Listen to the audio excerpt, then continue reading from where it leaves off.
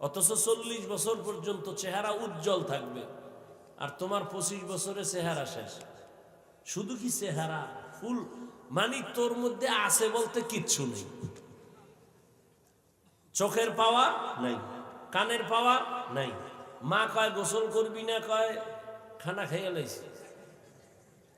কানের পার্স নষ্ট, চোখের পার্স নষ্ট, হার্ট দুর্বল, ব্রেন কিন্তু কমে গেছে।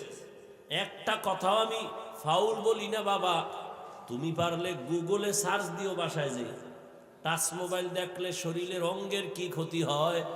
হুজুর গোটা তো মানবি না, কপাল খারাপ, কিন্তু চিকিৎসা বিজ্ঞানী গুগলে দিয়া রাখছে এই মোবাইলের দিকে তাকাইলে চোখের পাওয়ার থাকে না, এই মোবাইল দেখতে দেখতে ব্রেন কমে যায়, নষ্ট হয়, কিডনি ড্যামেজ হয়।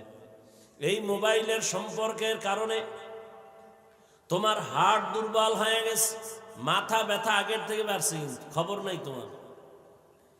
এখন মোবাইল দেখতে দেখতে কিছু লেখা যে পড়বা পারো না, 10 মিনিট দেখলে মাথা ঘুরায়, গোলায় যায়, কি দেখতেছি। দুর্বল হয়ে গেছে শরীর, না জীবন আছে, না যৌবন আছে, না লেখাপড়া আছে। এই একটা মোবাইল কেন্দ্র কইরা মায়ের সাথে কত বেয়াদবি করছে এই যুবক। শুধু এই মোবাইলকে কেন্দ্র করে বাবার সাথে কত বেয়াদবি করছো বল। এই মোবাইলকে কেন্দ্র কইরা শিক্ষকের সাথে বেয়াদবি করেছো, এই মোবাইলকে কেন্দ্র কইরা কত আলেমের সাথে বেয়াদবি করেছো, এই মোবাইল কেন্দ্র কইরা কত টাকা বাবার চুরি করছো, মোবাইল কেন্দ্র কইরা কত মায়ের টাকা চুরি করেছো।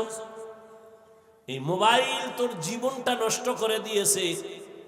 মাত্র 30 বছর, যদি আরো 60 বছর হায়াত হয়, আরো 30 বছর যে বাঁচবি লাভ নাই, কারণ তোর অঙ্গ প্রত্যঙ্গ ধ্বংস।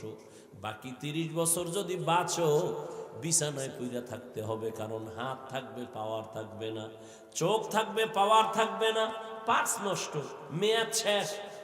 যে মেয়াদ আল্লাহ দিছিল, তুই গাদ্দারি কইরা মেয়াদ শেষ করে ফেলাইছো মোবাইল দেখে। আল্লাহ আমাকে হেফাজত করেন।